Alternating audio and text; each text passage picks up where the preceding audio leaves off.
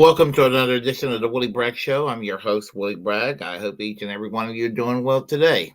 And well, when I was live streaming yesterday afternoon with Kenny Arrow from formerly of Smeghead, one of my friends on the chat line just informed me that Ron DeSantis, Governor Ron DeSantis of Florida, dropped out. So here I am. I'm going to go and share my thoughts on this, but I figure I'll go ahead and say hello to everyone here. So I want to give a shout out to Around the World with D and friends today. And how are you doing? And Miguel said hello earlier. I'm going to say hello to Miguel as well. And let's see here. And yes, and thank you for sharing that. By the way, D, I'm very grateful. Spreading the word out. That's what it's about. All of us helping each other. So, and want to say hello also to Daniel Barry Sports Highlights. And yes, you're so correct. That it is it is very good news that Ron DeSantis is dropping out. So, yeah, I really like to. Oh, and I really like to celebrate over this. I have to go to work later on this evening, so I can't really indulge in any alcohol. But right this moment, but there will be a day off where I could do this. So anyway, what I want to do is to talk about this whole situation.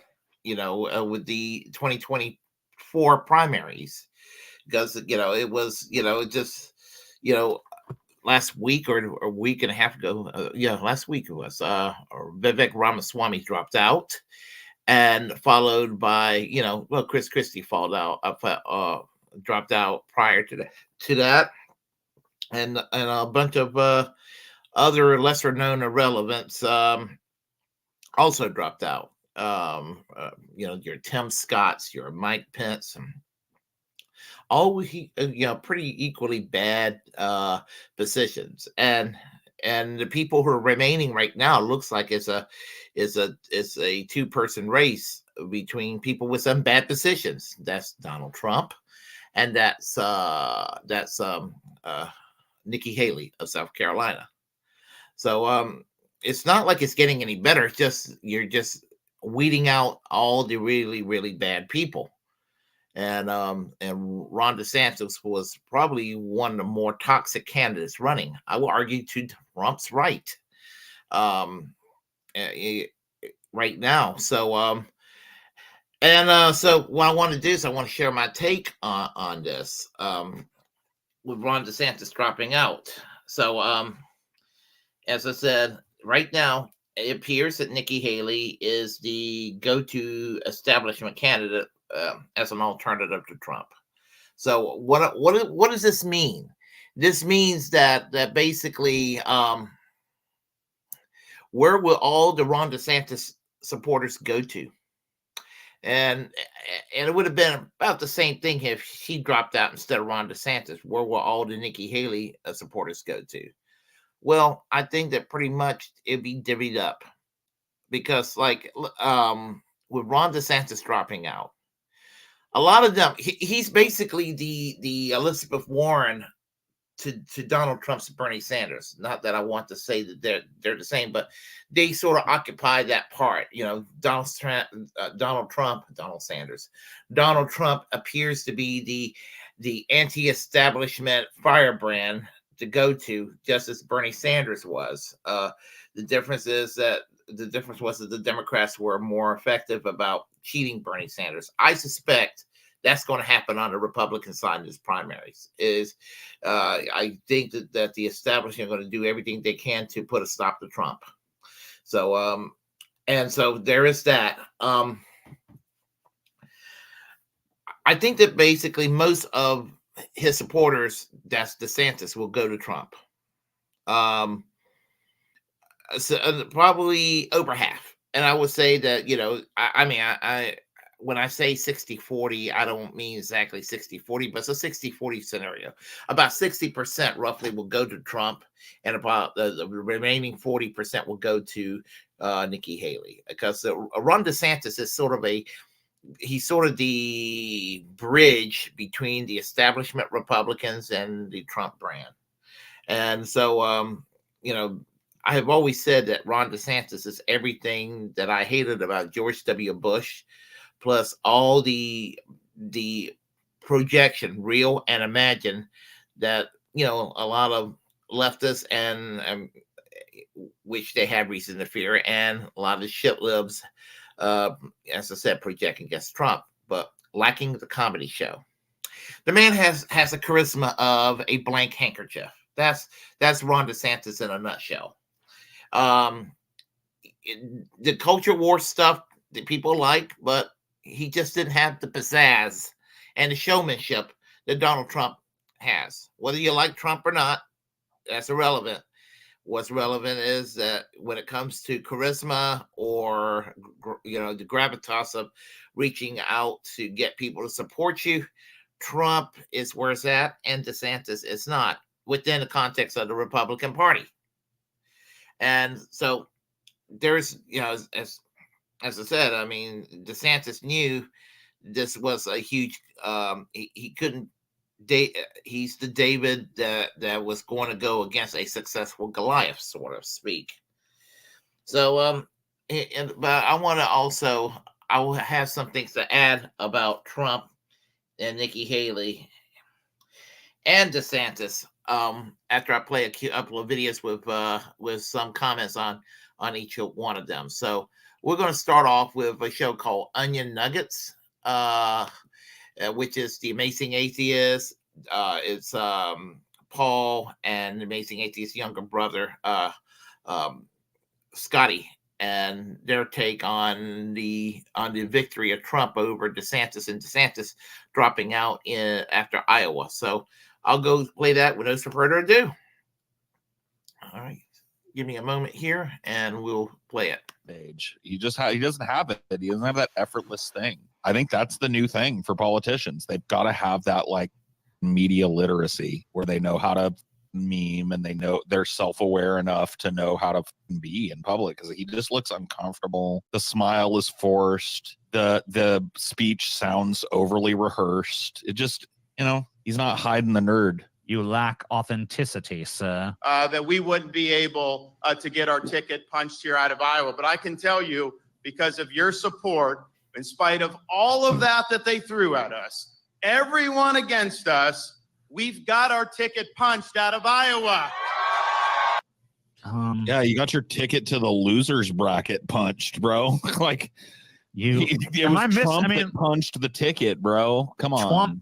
Trump beat you by 30%. Like, what is this speech? It was a tsunami of Trump in Iowa. It made you and Nikki Haley look completely unviable. You've got like a massive hill to climb. Most people are guessing that you're going to be dropping out of this race in a month. Like, if Trump wins the next round of caucuses, you're done. Like, especially if he wins it as big as he just did, like this fake like enthusiasm. You mean you got your ticket punched? You lost? Is that the new lingo that means lost?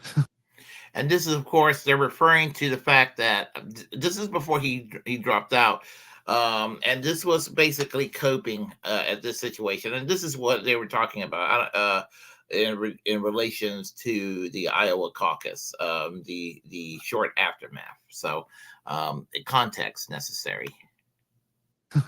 I don't know. I don't know what he's trying to say. Dude, Trump pulled his diaper down and took a big fucking orange shit on you, dude. Get real, dude. What the fuck, bro? What I learned by going around Iowa is that this country has a basic decency. We've got hardworking people, God-fearing people. No, JFK isn't the same, Crypt. JFK was not a rock star, bro. He was like a playboy, so I guess he had some elements of it, but he was kind of like goofy and a little bit like socially inadept and whatnot. He was a little nerdy. He's too nerdy for what I'm talking about. Like Yeah, Ron DeSantis is basically a nerd. I mean, the only exciting thing that we found out about Ron DeSantis is that he likes to wear high heels to make himself look taller because he's a short, little, irrelevant man with a Napoleon complex and a Pinochet-like lust for power. And that's what it comes down to with Ron DeSantis. And you know, whether you like Trump or not, Donald Trump is a firebrand and he has a rock star mentality. Doesn't mean that I like Donald Trump when I say that, but the truth is the truth. The same could be said about Barack Obama. Barack Obama had a rock star like personality. Same thing with Bernie Sanders. He galvanized a large crowd. He had a rock star like persona about him. If you want to go back a decade, even Ron Paul had a persona that was electrifying, that drew big crowds or what have you. Ron DeSantis is basically just a shittier version of Mitt Romney, shorter and angrier, you know, but with the culture war mindset of something that's adjacent to Marjorie Taylor Greene. That is Ron DeSantis in a nutshell. So you know, on the surface, if he's not going to be the nominee, which keep in mind, he suspended his campaign. I want y'all to keep this in mind. He did not drop out. He suspended the campaign, and that is important for y'all to know. And I'll tell y'all why in a minute. So, thing about it is that, you know, I'm going to say that Trump is not inedible. The Trump nomination is not inedible. He looks unstoppable right now. But remember, 4 years ago, Bernie Sanders won. He did win Iowa. I don't care what Pete Buttigieg says. He won Iowa. He won New Hampshire. He won the Nevada caucus easily. And it looked like that Bernie Sanders was going to be on his way to win the nomination. But I knew deep down, I had this really gut sentiment when I started this channel that they were going to go and fuck Bernie Sanders over. And he got fucked. He got fucked hard. And it was tragic, not because of Bernie Sanders, the person, although it was tragic, it did destroy his will ultimately, but it was tragic for many of us who believed in Bernie Sanders based on policy, not because Bernie Sanders had an electrifying personality per se. And I want y'all to think about this, that Trump is not basically in the shoe-in category as far as getting the nomination. There are some obstacles and there are things out there you need to consider. So, and what I will do is I will go ahead and mention this from the Due Dissonance video where they were, I think, no, it's not. Due Dissonance were guests on generational change with Jen Perlman. And I'll tell you basically what what Russell Doubler said about Ron DeSantis. And I noticed a Twitter exchange between Reefer Breland from INN and Russell Doubler saying, "You owe me $20 on that bet," because for the longest time, Russell said that DeSantis was going to be the nominee. And and here's the thing. I'm going to tell you why Russell may ultimately be right as soon as I play this little video clip from him too. So hold on a second here, and we'll get started. Barely won Broward. Like barely won Broward. So again, this is not a hard call. Like I just don't think it's and I've also said with Trump all along, this is why I didn't have to see the midterms.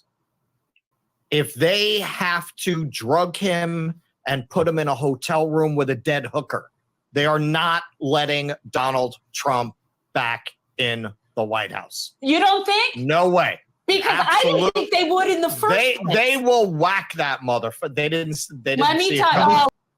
Okay, and here's the thing. I totally agree with Russell Dobular when he said. When I first heard him say that, I was like, he's absolutely correct. Ron DeSantis only suspended his campaign. You have to understand that Trump ain't a spring chicken. You have to understand that there are things that can happen. Like he could die because he's older. And one thing I'm not holding against Trump is his age. I mean, but he's older. He could die. He doesn't eat right. I mean, he's just basically eats whatever the hell he wants to eat, and let his physique goes to shit. And and the thing about it is that he could have a heart attack and die, or what have you. He could be lawfully forbidden from running for president. Remember, he has 91 charges against him, and there are going to be some major charges that are inevitably going to stick. And if he has, and he may have to do a plea bargain, possibly, to not do jail time. And maybe it might be something along the lines of, well, probably better not run for president. So you never know. And if Nikki Haley's campaign implodes, because she's going against, she now is the new David going against this Goliath. And if her campaign implodes and Donald Trump, for whatever reason, is not able to be the Republican nominee, remember, Ron DeSantis' campaign is only suspended. He did not officially drop out. He did endorse Trump, but he did not officially drop out. Keep that in mind. And that's what makes Ron DeSantis still dangerous. Still dangerous. We're talking about a man that engaged in torture when he was in the U.S. Navy regarding Guantanamo Bay. He's already a war criminal, which in itself is a no dice situation, and he should not be able to run for president since he engaged in war crimes in Guantanamo. And look at what he's done. It's been said that Florida is the laboratory for fascism today, because Ron DeSantis' campaign in Florida, Ron DeSantis as governor of Florida, he's devising new authoritarian measures. Florida is working toward being fascist right now. And it's just so weird because now and I don't mean voting Republican per se. Now I understand Florida's shift toward the Republicans because of a high influx of Cubans and Hispanics who are anti-communist, and for whatever God knows, whatever reason, they think that the Democrats are far left, and they're not. Like Chris had just said, you stick the Democratic Party in another country, in any country in Europe, they're going to be basically as far right as the center right in those countries, and in most cases. But for some reason, people think Democrat equals what? Marxist-Leninism, anarcho-syndicalism, what have you, or socialism, or communism, or whatever they like to project. And honestly, the Democratic Party today is basically the Republican, the moderate wing of the Republican Party under Ronald Reagan and George Herbert Walker Sr.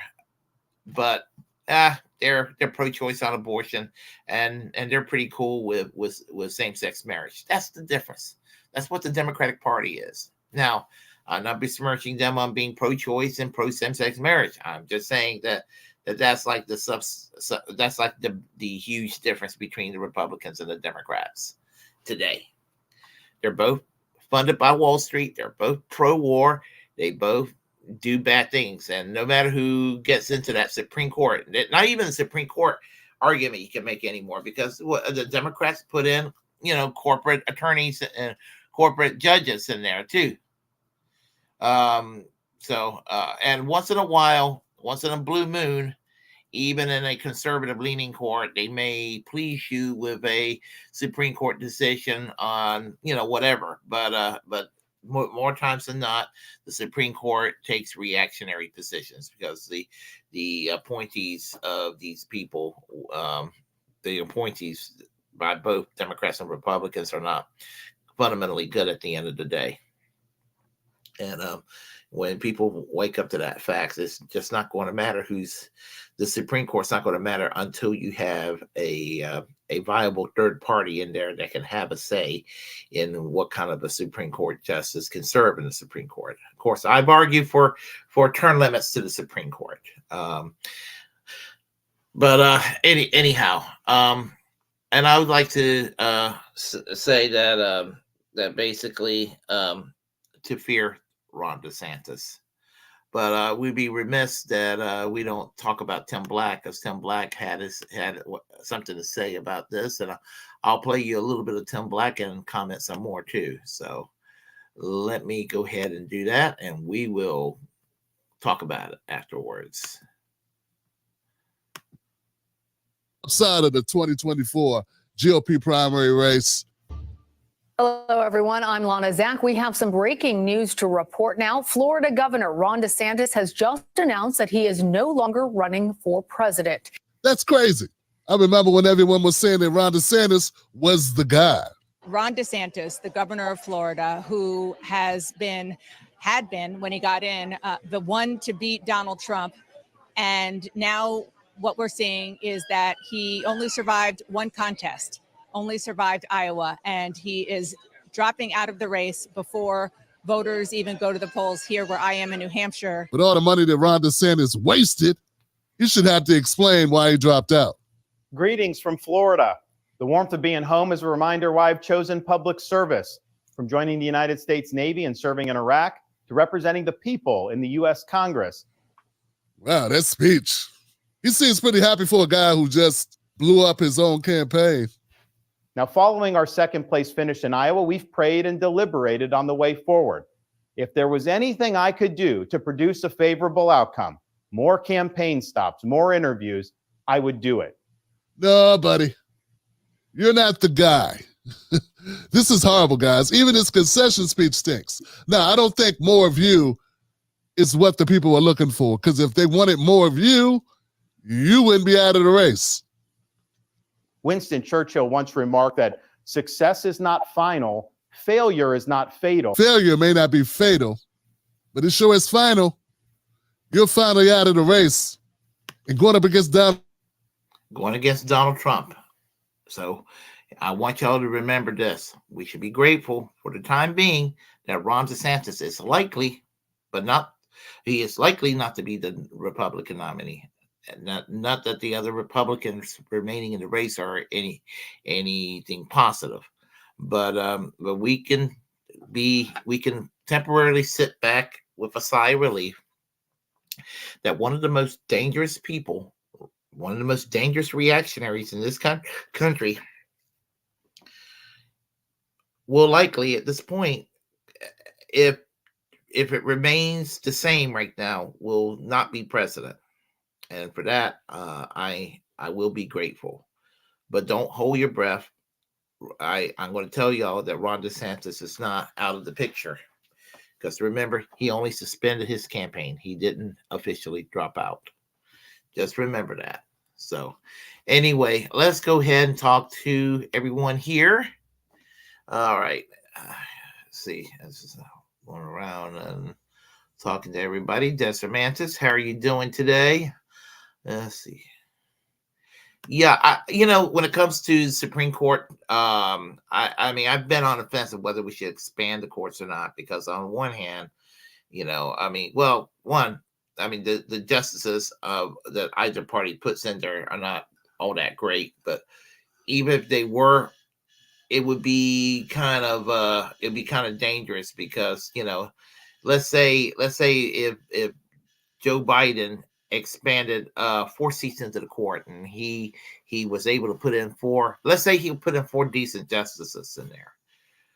Well, I think that it's going to make the Republicans even all the more determined to reverse that shit. And so, the Republicans are coming there, and they're going to probably put in, I don't know, they'll probably put in 8 more seats in there. And when you have like 30 or 50 justices, where you're going to draw the line?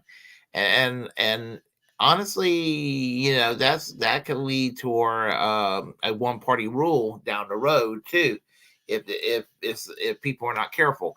And this is not just the Democrats. I'm referring to the Democrats or the Republicans. Both of them I'm referring to, because but both have a lust for power. And if you argue with that crazy right-wing uncle at Thanksgiving, and he'll tell you how the Republican Party are pro-freedom, you just let them know that they're no better than the Democrats. So anyway,